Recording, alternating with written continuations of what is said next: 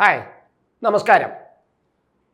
ഒട്ടുമിക്ക exit പോളുകളും B J പിക്ക് അനുകൂലമായി വന്നിരിക്കുന്ന പശ്ചാത്തലത്തിൽ ദക്ഷിണേന്ത്യയുടെ കാര്യങ്ങൾ നമ്മൾ നോക്കും. ദക്ഷിണേന്ത്യയിൽ ബി ജെ പി കൂടുതൽ സീറ്റുകൾ നേടുമെന്ന ഒരു എക്സിറ്റ് പോൾ തന്നെയാണ് ബി ജെ പിക്ക് ഏറ്റവും അധികം ആത്മവിശ്വാസം നൽകിയിരിക്കുന്നത്. സാധാരണ ഒരു കട്ടിംഗ് സൗത്ത് എന്ന ഒരു ആശയം പ്രതിപക്ഷ പാർട്ടികൾ മുന്നോട്ട് കൊണ്ടുവന്നതാണ്.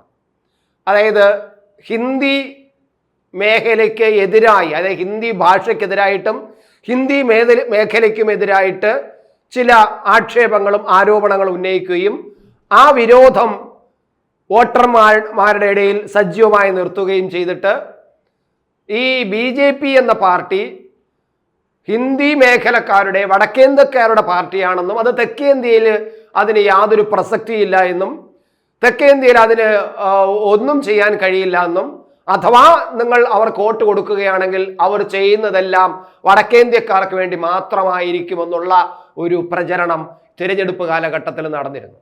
അതിനെയാണ് കട്ടിംഗ് സൗത്ത് എന്ന് പറയുന്ന ഒരു ഗുരുതരമായ ഒരു ആശയമാണ് പ്രതിപക്ഷ പാർട്ടികൾ പ്രത്യേകിച്ച് കോൺഗ്രസിന്റെ നേതൃത്വത്തിലും ഒക്കെ നടത്തിയത്. ഇവിടെ ഇന്ത്യ സഖ്യം എന്ന് പറയുന്ന പാർട്ടികൾ നടത്തിയെന്ന് ഞാൻ പറയുന്നത് കാരണം ഇന്ത്യ സഖ്യം ദക്ഷിണേന്ത്യയിൽ തമിഴ്നാടിൽ ഒഴിച്ച് ബാക്കി ഒരിടത്തും ഉണ്ടായിരുന്നില്ല. അപ്പോൾ ആ കോൺഗ്രസിന്റെ നേതൃത്വത്തിൽ അല്ലെങ്കിൽ കുറെ പ്രതിപക്ഷ പാർട്ടികൾ ഇന്ത്യ സഖ്യത്തിലുള്ള പാർട്ടികൾ എന്ന് പറയാം. തമിഴ്നാടിന് മാത്രമാണ് ഒരുപക്ഷെ ഇന്ത്യ സഖ്യം ഉണ്ടായിരുന്നത് എന്ന് നമ്മൾ കാണാം. ദക്ഷിണേന്ത്യയിൽ ബാക്കി ഒരിടത്തും തന്നെ, അതായത് ബി ജെ പിയെ ശക്തമായി എതിർക്കുമെന്നും ബി ജെ പിയെ പിടിച്ച് താഴെയിടുമെന്നും അതിനുവേണ്ടിയാണ് ഇന്ത്യ സഖ്യം ഉണ്ടാക്കിയതെന്നും ദക്ഷിണേന്ത്യയിൽ അവരുടെ കച്ചി തൊഴിക്കില്ല എന്നും ഇപ്പോഴുള്ള സീറ്റുകൾ പോലും ബി ജെ പിക്ക് കൊടുക്കാൻ അല്ലെങ്കിൽ കിട്ടില്ല എന്നും അതിനുവേണ്ടി ഞങ്ങൾ പരിശ്രമിക്കുമെന്നും എന്നൊക്കെ പറഞ്ഞിറങ്ങുന്ന ഇന്ത്യ സഖ്യക്കാർക്ക് തമിഴ്നാട്ടിൽ മാത്രമാണ് അല്പമെങ്കിലും അവർക്കൊന്ന് ഒരുമിച്ച് ചേർന്ന് നിൽക്കാൻ കഴിഞ്ഞത്. കർണാടകയിലോ തെലുങ്കാനയിലോ ആന്ധ്രാപ്രദേശിലോ കേരളത്തിലോ ഒന്നും തന്നെ അവർക്ക് ഒരു സഖ്യമായിട്ട് നിൽക്കാൻ കഴിഞ്ഞില്ല. എങ്കിൽ പോലും അവർ അവരുടെ ഈ വിഭജന സ്വഭാവമുണ്ടല്ലോ, ആ സ്വഭാവം അവർ കാണിച്ചു കൊണ്ടിരുന്നു. ദക്ഷിണേന്ത്യയിൽ ബി ജെ പിക്ക് ഒരു സീറ്റും കിട്ടില്ല എന്നും അത് ഹിന്ദി നമ്മുടെ ദക്ഷിണേന്ത്യൻ വിരുദ്ധരാണ് ബി ജെ പിക്കാരെന്നുള്ള പ്രചരണം നടത്തിക്കൊണ്ടിരുന്നു. പക്ഷേ ഇപ്പോൾ എക്സിറ്റ് പോളുകൾ വന്നപ്പോൾ ബി ജെ പിക്കും ദക്ഷിണേന്ത്യയിൽ ശക്തമായ അടിത്തറ ഉണ്ടാകുമെന്നും ഇപ്പോഴും ദക്ഷിണേന്ത്യയിൽ നിലവിലുള്ള NDA സഖ്യത്തിന്റെ 30 സീറ്റുകളുടെ എണ്ണം 60 കൂടുമെന്നാണ് ഇപ്പോൾ എക്സിറ്റ് പോളുകൾ പറഞ്ഞിരിക്കുന്നത്. നമുക്ക് ആ എക്സിറ്റ് പോളുകൾ, ദക്ഷിണേന്ത്യയിലെ എക്സിറ്റ് പോളുകൾക്ക് കുറിച്ച് നമുക്ക് അങ്ങോട്ട് പോവാം. പക്ഷെ ഒരു കാര്യം, അത് എന്തുകൊണ്ടാണ് അങ്ങനെ എന്ന് പറഞ്ഞാൽ അത് മോദിയുടെ വിജയം തന്നെയാണ്. മോദി നമ്മൾ കണ്ടതാണ് തുടക്ക കാലഘട്ടം, അതായത് തിരഞ്ഞെടുപ്പ് പ്രഖ്യാപിക്കുന്നതിന് മുമ്പ് തന്നെ, തിരഞ്ഞെടുപ്പ് കമ്മീഷൻ തിരഞ്ഞെടുപ്പ് തീയതി പ്രഖ്യാപിക്കുന്നതിന് മുമ്പ് തന്നെ അദ്ദേഹം ദക്ഷിണേന്ത്യയിൽ അദ്ദേഹത്തിന്റെ പര്യടനങ്ങളും പ്രചരണങ്ങളും നടത്തിയിരുന്നു.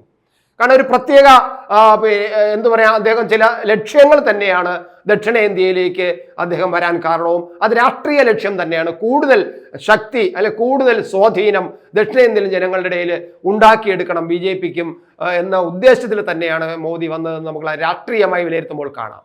മോദി വളരെ നേരത്തെ തന്നെ കേരളത്തിൽ വന്നു, തമിഴ്നാട്ടിൽ വന്നു, അതുപോലെ തെലുങ്കാനയിലും ആന്ധ്രയിലും വന്നു. അതിനുശേഷം തിരഞ്ഞെടുപ്പ് കാലഘട്ടത്തിലും നിരവധി തവണ ഈ ദക്ഷിണേന്ത്യയിൽ അദ്ദേഹം പര്യടനം നടത്തുകയും തമിഴ്നാട്ടിലും കേരളത്തിലും അദ്ദേഹം വന്നപ്പോൾ വല്ലാതെ ഒരു ഇളക്കമുണ്ടാക്കാൻ, അത് തൃശ്ശൂരിൽ ഒരുപക്ഷെ സുരേഷ് ഗോപിയുടെ മകളുടെ വിവാഹവുമായി ബന്ധപ്പെട്ട് വരുന്നു. അതിനു മുമ്പും അദ്ദേഹം ബി ജെ പിയുടെ ചില പ്രവർത്തനങ്ങൾക്കായി വന്നു. ഇതെല്ലാം തിരഞ്ഞെടുപ്പ് പ്രചരണത്തിന്റെ ഭാഗം തന്നെയായിരുന്നു.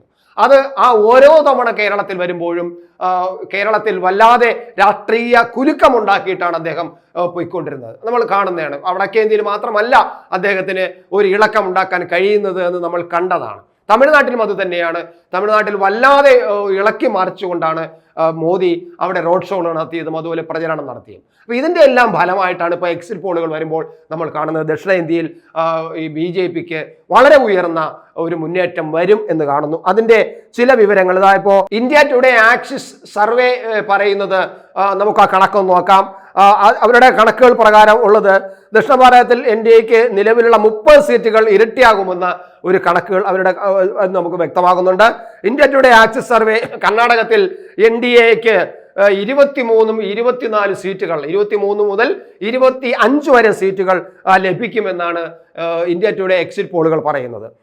ആന്ധ്രാപ്രദേശിൽ അതേപോലെ തന്നെ 21നും 23 സീറ്റുകൾ സാധ്യത എക്സിറ്റ് പോളുകൾ പറയുന്നുണ്ട്. ഇന്ത്യ ടുഡേ ആക്സിസ് ആണ് നമ്മൾ പറയാ, ഇന്ത്യ ടുഡേ ആക്സിസ് എന്നൊക്കെ പറയുന്നത് ഒരിക്കലും ഒരു BJPയോട് ചേർന്ന് നിൽക്കുന്ന ഒരു പ്രസ്ഥാനമല്ല, ഒരു സ്ഥാപനമല്ല എന്ന് മനസ്സിലാക്കുക.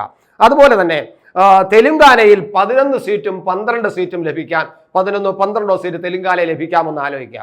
തെലുങ്കാനയിലും ആന്ധ്രാപ്രദേശിലും BJP ഭരണമില്ലാത്ത സംസ്ഥാനങ്ങളാണ് നമ്മൾ ഒന്ന് കാണേണ്ടതാണ്. അതുകൊണ്ട് തന്നെ അവിടെ ഇത്രയധികം മുന്നേറ്റം വരുമെങ്കിൽ അത് ദക്ഷിണേന്ത്യയിലേക്കുള്ള ഈ BJPയുടെ കടന്നുകയറ്റത്തിന്റെ ഒരു നാന്ദി തന്നെയാണ് നമ്മൾ വിലയിരുത്തേണ്ടതുണ്ട്. അല്ലെങ്കിൽ തെലുങ്കാനയിൽ 11-12 സീറ്റുകൾ ഒരു എക്സിറ്റ് പോളിൽ നിന്നും മാറി എല്ലാ എക്സിറ്റ് പോളും ഏത് തരത്തിൽ തന്നെയാണ് പറഞ്ഞിരിക്കുന്നത്. കേരളത്തിൽ കച്ചിയിൽ തൊടിക്കില്ല എന്നാണ് കുറെ കാലമായിട്ട് BJPയെ വിലയിരുത്തിക്കൊണ്ടിരുന്നത്. എന്നാൽ ഇപ്പോൾ 2 അല്ലെങ്കിൽ 3 സീറ്റുകൾ, ചിലപ്പോൾ അത് 3 എന്ന് പറഞ്ഞാൽ കൂടാനും സാധ്യതയുണ്ടെന്നാണ്. പക്ഷേ ഈ നമ്മൾ പറഞ്ഞു വന്ന ഇന്ത്യ ടുഡേ ആക്സിസ് സർവേ പറയുന്നത് 2-3 സീറ്റുകൾ കിട്ടുമെന്നും തമിഴ്നാട്ടിലും അതുപോലെ 3 സീറ്റുകൾ 1 മുതൽ 3 സീറ്റ് വരെ കിട്ടാൻ സാധ്യതയുണ്ടെന്നാണ് അപ്പൊ ഇന്ത്യ ടുഡേ പറയുന്നത്. അതുപോലെ തന്നെ ഓരോ ഇന്ത്യ ടുഡേയുടെ എക്സിറ്റ് പോൾ പോലെ തന്നെയാണ് ടൈംസ് നൗ, പിന്നെ അതുപോലെ ETG എക്സിറ്റ് പോൾ തുടങ്ങിയ വഴിയും പറയുന്ന 23 സീറ്റുകൾ കർണാടകയിൽ ലഭിക്കും. തെലുങ്കാനയിൽ 9 സീറ്റുകളും ആന്ധ്രയിൽ 11 സീറ്റുകൾ, തമിഴ്നാട്ടിൽ 3 സീറ്റുകൾ, കേരളത്തിൽ 1 സീറ്റ് എന്നാണ് ആ എക്സിറ്റ് പോളിൽ പറയുന്നത്. അതുപോലെ റിപ്പബ്ലിക് TV അതുപോലെ PMark സർവേയിൽ പറയുന്ന 22 സീറ്റുകൾ കർണാടകത്തിലും 6 സീറ്റുകൾ തെലുങ്കാനയിലും 11 സീറ്റുകൾ ആന്ധ്രയിലും പ്രവചിക്കുന്നു എന്നതാണ് നമ്മൾ കാണേണ്ടത്. അപ്പോൾ ദക്ഷിണേന്ത്യയിൽ അപ്പോൾ തന്നെ എല്ലാ എക്സിറ്റ് പോളുകളും BJPക്ക് ഈ വടക്കേന്ത്യ പോലെ തന്നെ പ്രധാനമായിട്ടും BJPക്ക് കടന്നു കയറാൻ കഴിയുന്നുണ്ട്. BJP വലിയ വിജയം നേടും എന്ന് തന്നെയാണ് കാണുന്നത്. BJP സഖ്യത്തിൽ ലഭിക്കും. തെലുങ്കാനയിൽ 7-9 സീറ്റുകൾ എന്നുള്ള കണക്കുകളും വരുന്നുണ്ട്. എന്തായാലും ഓരോ എക്സിറ്റ് പോളുകളും നമ്മൾ ഏതൊക്കെ എന്ന് പറഞ്ഞാലും വളരെ എക്സിറ്റ് പോളുകളെല്ലാം തന്നെ, ഞാൻ എല്ലാ കണക്കുകളും ഞാൻ പറയുന്നില്ല, ഈ എൻ്റെ കയ്യിൽ കിട്ടിയിരിക്കുന്ന കണക്കുകൾ വെച്ച് നോക്കുമ്പോൾ എല്ലാ എക്സിറ്റ് പോളുകളും BJPക്ക് ഉയർന്ന അല്ലെങ്കിൽ NDA സഖ്യത്തിന് ദക്ഷിണേന്ത്യയിൽ ഉയർന്ന പിന്നെ ഒരു സ്ഥാനമാണ് നൽകുന്നത്. അവരുടെ സീറ്റുകളുടെ എണ്ണം കൂടാണ് സാധ്യത. 30 നിലവിലുള്ള NDA സഖ്യത്തിന്റെ 30 സീറ്റുകൾ എന്ന് പറയുന്നത് നേരെ ഇരട്ടി 60 സീറ്റുകൾ വരാൻ സാധ്യതയുണ്ടെന്നും കാണുന്നു. ഏറ്റവും പ്രധാനമെന്ന് പറയുന്നത് കേരളമാണ്. കേരളത്തിൽ 1 അല്ലെങ്കിൽ 3 സീറ്റുകൾ കിട്ടും എന്ന എക്സിറ്റ് പോൾ പ്രവചനം കഴിഞ്ഞ ഒരു പ്രാവശ്യം പോലും ഉണ്ടാകാത്തതാണ്. കാരണം ഏത് എക്സിറ്റ് പോൾ വരുമ്പോഴും കേരളത്തെക്കുറിച്ച് സംസാരിക്കുമ്പോൾ BJPയെ അവഗണിച്ചുകൊണ്ട് BJPക്ക് അവിടെ രക്ഷയില്ല എന്ന തരത്തിലുള്ള എക്സിറ്റ് പോളുകൾ മാത്രമാണ് കഴിഞ്ഞ എല്ലാ കാലഘട്ടത്തിലും വന്നിട്ടുള്ളത്. പക്ഷേ ഇപ്പോൾ വളരെ മാറി വന്നിരിക്കുന്നു. കേരളത്തിൽ പിന്നെ 1 അല്ലെങ്കിൽ 3 സീറ്റ്, ചിലപ്പോൾ 3 തന്നെ കൂടാൻ സാധ്യതയുണ്ടെന്ന് കേൾക്കുന്നു. എന്തായാലും കേരളത്തിലെ 5 സീറ്റുകളിൽ കൂടുതൽ കിട്ടുമെന്നാണ് കേരളത്തിലെ BJP ഘടകങ്ങൾ അവകാശപ്പെടുന്നത്, ഇപ്പോഴും അവകാശപ്പെടുന്നത്. അവർ പറയുന്നത് എക്സിറ്റ് പോളുകൾ പറയുന്നതിനേക്കാളും സീറ്റുകൾ BJPക്ക് കിട്ടും എന്നാണ്.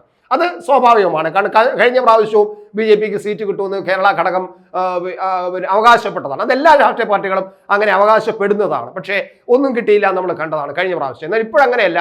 ഇപ്പോൾ പറയുന്ന 3 സീറ്റ് കിട്ടുന്ന എക്സിറ്റ് പോളുകളെല്ലാം പറയുമ്പോഴും അതല്ല, അത് 5-ലധികം വരും, 5+ എന്നാണ് കേരള ഘടകം പറയുന്നത്. എന്തായാലും തിരുവനന്തപുരത്ത് രാജീവ് ചന്ദ്രശേഖർ ജയിക്കുമെന്നും തൃശ്ശൂരിൽ സുരേഷ് ഗോപി ജയിക്കുമെന്നും പിന്നെ ഉള്ളത് പത്തനംതിട്ട, പിന്നെ കോട്ടയം, ഇങ്ങനെയുള്ള സീറ്റുകളെല്ലാം കൂടെ ചേർത്താണ് BJP കൂടുതൽ വിജയം കേരളത്തിൽ ഉണ്ടാകുമെന്ന് പോകുന്നത്. അതിൽ നമ്മുടെ തിരുവനന്തപുരം ജില്ലയിലെ ആറ്റിങ്ങൽ മണ്ഡലം പോലും, അതായത് കേന്ദ്രമന്ത്രിയായ മുരളീധരൻ മത്സരിച്ച ആറ്റിങ്ങൽ മണ്ഡലം പോലും ഒരുപക്ഷെ അട്ടിമറി വിജയം ഉണ്ടാകാം. കാരണം ഞാൻ ആറ്റിങ്ങൽ മണ്ഡലത്തിലുള്ളവളാണ്, എനിക്കറിയാം അവിടുത്തെ രാഷ്ട്രീയ പ്രവർത്തനത്തിന്റെ തെരഞ്ഞെടുപ്പ് പ്രചരണത്തിന്റെ പൾസ് എനിക്ക് വ്യക്തമായിട്ട് അറിയാം.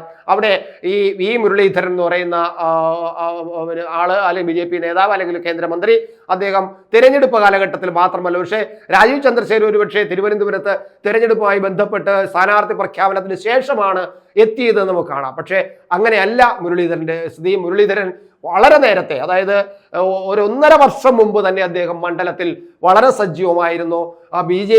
BJPക്ക് പാർട്ടിയും അതുപോലെ സംഘടനാ ശേഷിയുമുള്ള സ്ഥലങ്ങളിലെല്ലാം തന്നെ എത്രയോ തവണ മുരളീധരൻ വരികയും ഓരോ പ്രവർത്തകരെയും അവിടുത്തെ BJPയുടെ ഓരോ പ്രവർത്തകരെയും ഓരോ അംഗങ്ങളെയും കാണുകയും അവരെ ഓരോരുത്തരെയും ചലിപ്പിക്കാൻ മുരളീധരന് കഴിഞ്ഞിരുന്നു എന്നുള്ളത് എനിക്ക് വ്യക്തമായിട്ട് അറിയാവുന്നതാണ്. പക്ഷെ അതുപോലെ ഒരു പ്രവർത്തനം LDFO അതല്ലെങ്കിൽ അതുപോലെ അടൂർ പ്രകാശിന്റെ ഭാഗത്തുണ്ടായാലും അടൂർ പ്രകാശും ഇപ്പോൾ തെരഞ്ഞെടുപ്പ് കാലഘട്ടത്തിൽ മാത്രമാണ് അദ്ദേഹം തെരഞ്ഞെടുപ്പുമായിട്ട് ബന്ധപ്പെട്ടുള്ള കാര്യങ്ങൾക്ക് മണ്ഡലത്തിൽ വന്നത്. അതുപോലെ ജോയി തെരഞ്ഞെടുപ്പ് സ്ഥാനാർത്ഥിയായിട്ട് പ്രഖ്യാപിച്ചതിന് ശേഷമാണ് മണ്ഡലത്തിൽ വന്നത്. പക്ഷേ മുരളീധരൻ അങ്ങനെ ആയിരുന്നില്ല എന്നതാണ് ഞാൻ കാണുന്നത്. എൻ്റെ അനുഭവം കൊണ്ട് പറയുന്നതാണ്. 1.5 വർഷത്തിലധികമായിട്ട് അത് ആദിവാസി മേഖലകളിൽ പോലും നിരവധി സംഭവങ്ങളിൽ, നിരവധി അവിടുത്തെ ഉത്സവങ്ങളിലും അവിടുത്തെ സാധാരണ ആദിവാസിക്കാരുടെ ചില ചടങ്ങുകളിലും അതുപോലെ അവിടെ അല്ലാതെ തന്നെ ആദിവാസി വിഭാഗങ്ങളെ വിളിച്ചു കൂട്ടി ചില യോഗങ്ങൾ നടത്തുന്നതിനും എല്ലാം മുരളീധരൻ 1.5 വർഷത്തിന് മുമ്പ് തന്നെ ശ്രമം നടത്തി. 1.5 വർഷത്തിന് മുമ്പ് എന്ന് വേണമെങ്കിൽ പറയാം, അങ്ങനെ ശ്രമം നടത്തിയിരുന്നു നമുക്കറിയാം. അതുകൊണ്ട് വളരെ ഗ്രാസ് റൂട്ടിൽ തന്നെയാണ് BJP നല്ല സംഘടനാ വർക്കാണ് ആറ്റിങ്ങൽ നടത്തിയിരിക്കുന്നതെന്ന് വ്യക്തമാണ്. അതുകൊണ്ട് തന്നെ ഒരുപക്ഷെ ഈ പ്രവചനങ്ങൾ തിരുവനന്തപുരവും തൃശ്ശൂരും എന്നിങ്ങനെ അങ്ങോട്ടും ഇങ്ങോട്ടും നമ്മൾ കണ്ണ് വെട്ടുമ്പോൾ അതിനിടയ്ക്കുള്ള ആറ്റിങ്ങൽ ശ്രദ്ധിക്കാതെ പോകുന്നുള്ളൂ. പക്ഷേ ആറ്റിങ്ങലിലെ സംഘടനാ പ്രവർത്തനം വളരെ ചിട്ടയായി നടന്നു എന്നുള്ളത് എനിക്ക് അറിയാവുന്നത് ഉള്ളതുകൊണ്ട് ഞാൻ കണക്കാക്കുന്നു. കാരണം എല്ലാ രാഷ്ട്രീയ പാർട്ടികളുടെ ഇടയിൽ എനിക്ക് നല്ല ബന്ധമുള്ളത് കൊണ്ടും അവരുടെ ഓരോ പ്രവർത്തനങ്ങളെ കുറിച്ചും എനിക്ക് അറിയാവുന്നുള്ളത് കൊണ്ടും പറയാണ്, ആറ്റിങ്ങൽ ഒരു പക്ഷേ വല്ലാതെ മാറി ഒരു അട്ടിമറി വിജയം വന്നുകൂടായികയില്ല. അങ്ങനെയാണെങ്കിൽ കേരളത്തിലെ ഈ അക്കൗണ്ട് തുറക്കൽ ഒരു വല്ലാത്ത ഒരു മാറ്റത്തിന്റെ, രാഷ്ട്രീയ മാറ്റത്തിന്റെ നാന്ദി കുറിക്കുന്ന ഒരു സംഭവമായിട്ട് മാറാനും സാധ്യതയുണ്ട്. എന്തായാലും ദക്ഷിണേന്ത്യയിൽ പിന്നെ BJP വല്ലാതെ കടന്നു കയറും എന്ന് തന്നെയാണ് എക്സിറ്റ് പോളുകൾ ഇന്ന് കാണുന്നതും. BJP കേന്ദ്രങ്ങളുടെ ആത്മവിശ്വാസം അതുതന്നെയാണ്.